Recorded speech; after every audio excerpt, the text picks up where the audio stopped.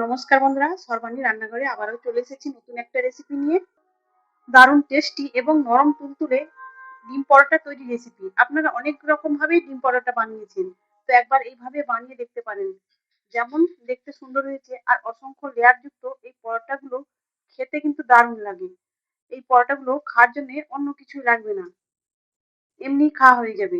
তবে আপনারা যদি মনে করেন তাহলে টমেটো সস আর একটু স্যালাড বানিয়ে নেবেন, তার সঙ্গে খেতেও কিন্তু দুর্দান্ত লাগবে। আজকে আমি কিভাবে এই ডিম পরোটাটা বানিয়েছি আপনারা ভিডিওটা প্রথম থেকে শেষ পর্যন্ত দেখতে থাকুন। ভালো লাগলে একটা লাইক দেবেন। সেই সঙ্গে যদি নতুন বন্ধুরা এসে থাকেন অবশ্যই আমার চ্যানেলটিকে সাবস্ক্রাইব করে আমার পাশে থাকার অনুরোধ রইল। আজকে পরোটা তৈরির জন্য প্রথমে মিক্সিং বোলের মধ্যে একটা ডিম ভেঙে নেব। ডিমটা ভেঙে নেওয়ার পর ওর মধ্যে এখন দিয়ে দেবো 1 চামচ চিনি আর দিয়ে দিলাম স্বাদ অনুযায়ী লবণ। সেই সঙ্গে দিয়ে দিলাম 1 চামচ রিফাইন্ড তেল। এখন সবকিছু খুব সুন্দর করে ফেটিয়ে নিতে হবে যতক্ষণ না পর্যন্ত চিনি আর লবণটা ডিমের সঙ্গে সুন্দরভাবে মিশে যাচ্ছে। আর এই ডিমটা যত সুন্দর করে ফেটিয়ে নেওয়া যাবে পরোটাগুলো ততটাই নরম হবে আর খেতেও ভালো লাগবে। তো বন্ধুরা, এখানে একটু সময় নিয়ে এই ডিমটাকে এইভাবে ফেটিয়ে নিতে হবে। আমি খুব সুন্দর করে এখানে ডিমটাকে ফেটিয়ে নিয়েছি আর চিনিটাও ডিমের সঙ্গে মিশে গেছে। আর এখানে দেখুন ডিমের কালারটাও চেঞ্জ হয়ে গেছে। ডিমটা ফেটিয়ে নেওয়ার পর এখন আমি এর মধ্যে দিয়ে দেবো 1 বাটি দুধ। দুধটা আগে থেকে জাল করে নেওয়া আর এখন এটা ঠান্ডা হয়ে গেছে। এখানে দুধ দেওয়ার পর ডিমের সঙ্গে আরো কিছু সময় ধরে এটাকে ভালো করে মিশিয়ে নিতে হবে।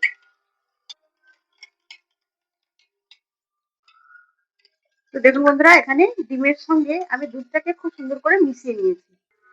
এখন আমি এর মধ্যে দিয়ে দেবো ময়দা। আমি যে বাটি মেপে 1 বাটি দুধ দিয়েছিলাম সেই বাটি মেপে প্রথমে 2 বাটি ময়দা দেব।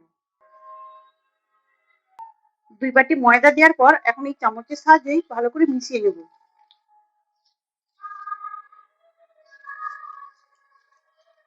তবে এই ময়দার ডোটা একটু নরম করে মাখতে হবে।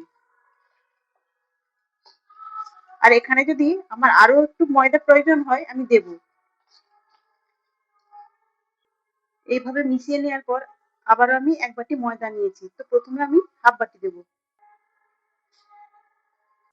হাফ বাটি ময়দা দেওয়ার পর আবারও আমি সুন্দর করে মিশিয়ে নেব।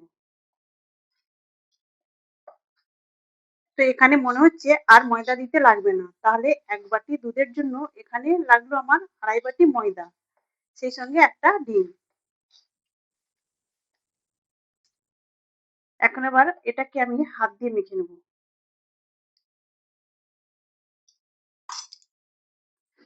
এখানে দেখুন বন্ধুরা, একটা সফট ডো বানিয়ে নিয়েছি ময়দার। তবে আপনারা চাইলে এটা আটা দিয়েও মেখে নিতে পারেন। এখন এই ময়দার ডোটা রেস্টে রেখে দেবো 10 মিনিট।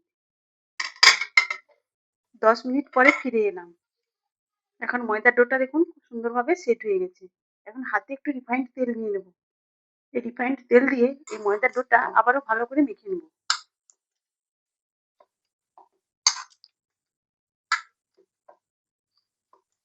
বন্ধুরা, আপনারা তো অনেক রকম ভাবেই ডিম পরোটা বানিয়েছেন, একবার এইভাবে বানিয়ে দেখতে পারেন, খেতে কিন্তু দুর্দান্ত লাগবে।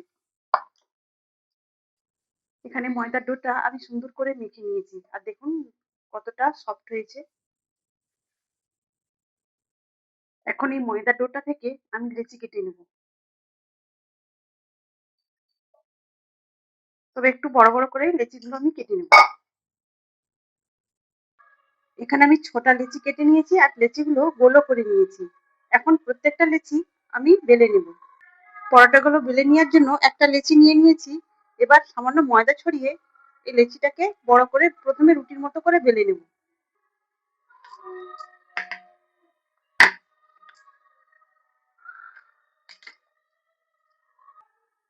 এখানে যেহেতু নরম করে মাখা রয়েছে সেই জন্য হালকা হাতে এটাকে বেলে নিতে হবে। একটা বড় রুটি বেলে নিয়েছি, এবার উপর থেকে একটু রিফাইন্ড তেল দিয়ে দেবো। তেলটা দেওয়ার পর সম্পূর্ণ রুটিটাতে এইভাবে চাড়িয়ে দেবো। তেলটা মাখিয়ে নেওয়ার পর উপর থেকে একটু শুকনো ময়দা ছড়িয়ে দেবো। দিয়ে ময়দাটাকে এইভাবে আবারও চাড়িয়ে দিতে হবে। এবার এই রুটিটাকে 2 সাইড থেকে এইভাবে ভাঁজ করে নিতে হবে। তবে আপনারা আপনাদের মতো করে এই পরোটাগুলো তৈরি করে নিতে পারেন, সেটা গোল শেপে হোক বা চৌকো শেপে হোক। আমি আজকে এই পরোটাগুলো চৌকো শেপে তৈরি করব। এইভাবে করে নেওয়ার পর এটাকে আবারও হালকা হাতে একটু বড় করে বেলে নেব।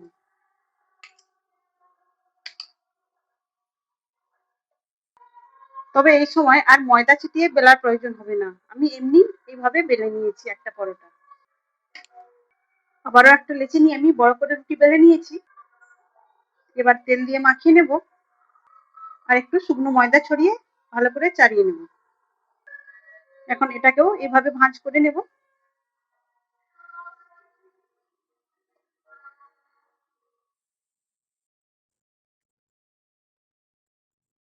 তবে এই পর্যায়ে হাতের সাহায্যে এইভাবে এই পরোটাটাকে বড় করে নেওয়া যাবে।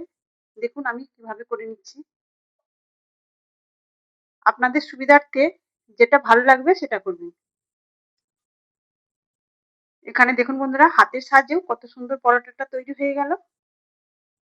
একই রকম ভাবে সবকটা পরোটাই তৈরি করে নেব। তবে আপনারা যদি বেশি পরিমাণে পরোটা বানাতে চান তাহলে সবকিছু উপকরণই কিন্তু বাড়িয়ে নিতে হবে। এখানে আমি পরোটাগুলো বেলে নিয়েছি, এবার এগুলোকে তেলে ভেজে নিতে হবে। পরোটাগুলো ভেজে নেওয়ার জন্য এখানে একটা ফ্রাইং প্যান বসিয়ে দিয়েছি। ফ্রাইং প্যানটা গরম হয়ে গেছে, এখন একটা পরোটা দিয়ে দেব। প্রথমে এই পরোটাটা শুকনো এপিঠ ওপিঠ সেঁকে নিতে হবে। আমি সবকটা পরোটাই প্রথমে এপিঠ ওপিঠ সেঁকে নেব। আমি সব পরোটাগুলোই এপিঠ ওপিঠ সেঁকে নিয়েছি তেল ছাড়াই। এখন ফ্রাইং প্যানের মধ্যে দিয়ে দেবো 1 চামচের মতো রিফাইন্ড তেল। এখন প্রথমে সেঁকে নেওয়া পরোটাটা দিয়ে ভেজে নেব তেলে। তবে আপনারা চাইলে বেশি তেলেও পরোটাগুলো ভেজে নিতে পারেন। আর এইভাবে পরোটাগুলো ভাজলে খুব বেশি তেলেরও প্রয়োজন পড়বে না। এভাবে চেপে চেপে পরোটাগুলো দুই সাইডটাকে একটু লালচে করে ভেজে নিতে হবে। দেখুন বন্ধুরা, এইভাবে চেপে চেপে ভাজার ফলে পরোটাগুলো কতটা ফুলকো হয়ে উঠেছে। আর দেখতেই পেলেন এইভাবে পরোটাটা ভাজতে খুব বেশি তেলেরও প্রয়োজন পড়লো না। তো দেখুন এইভাবে একটা পরোটা ভেজে নিয়েছি, আর তেল দিতে লাগবে না। ওই একই তেলের মধ্যে আবারও একটা পরোটা দিয়ে দেবো।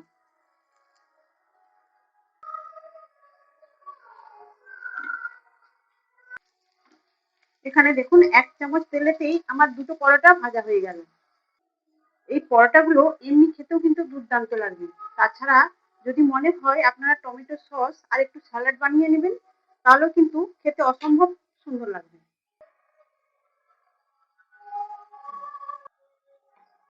একই রকম ভাবে সবকটা পরোটাই তেলে ভেজে নেব। এখানে আমি একে একে সব পরোটাগুলোই ভেজে নিয়েছি। তাহলে বন্ধুরা, আপনারা অবশ্যই এইভাবে একবার ডিম দিয়ে পরোটাগুলো বানিয়ে দেখবেন, আর কেমন হয়েছে আমাকে কমেন্ট করে জানাবেন। কতটা নরম হয়েছে দেখুন পরোটাগুলো। তাহলে বন্ধুরা, আজকের মতো আসি। সবাই ভালো থাকবেন, সুস্থ থাকবেন। ধন্যবাদ।